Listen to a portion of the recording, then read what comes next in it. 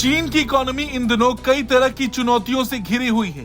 ऐसे में भविष्य को लेकर सहमे लोग पैसा खर्च करने की जगह बचाने में लगे हैं। चीन में ग्राहकों की खरीदारी घटने से ग्लोबल ब्रांड्स की हालत पस्त होने लगी है। इससे दुनिया के टॉप लग्जरी ब्रांड्स की बिक्री घटने लगी है।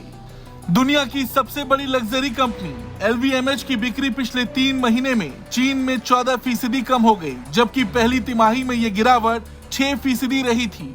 LVMH के साथ ही उसकी कई प्रतिद्वंदी कंपनियों का भी यही हाल है। दुनिया की दूसरी सबसे बड़ी लग्जरी ग्रुप LVMH की बिक्री घटने से पिछले 3 महीने में उसका रेवेन्यू 1% गिरा है। पिछले 1 साल में कंपनी के शेयर में 20% गिरावट आई।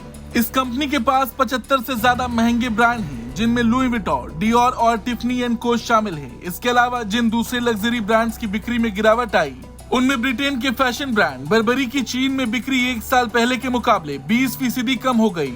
इसी तरह ब्लैंकपेन और ओमेगा ब्रांड की घड़ियां बनाने वाली स्विस कंपनी स्वैच ग्रुप की इस साल के पहले 6 महीने में चीन में बिक्री करीब 14.5% कम हुई है।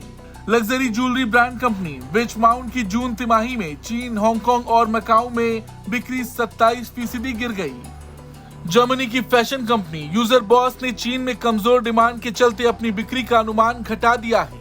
हाल में आए आंकड़ों से साफ है कि चीन की अर्थव्यवस्था अब तक कोरोना के झटकों से पूरी तरह से उभर नहीं पाई है। दूसरी तिमाही की ग्रोथ और जून में रिटेल सेल्स के आंकड़े उम्मीदों से कम रहे हैं। रही सही कसर चीन की सरकार ने पूरी कर दी है। सरकार ऑनलाइन लग्जरी ब्रांड्स पर नकेल कस रही है। लग्जरी गुड्स का ऑनलाइन प्रदर्शन करने वाले सोशल मीडिया इन्फ्लुएंसर्स के अकाउंट को सेंसर कर दिया गया है।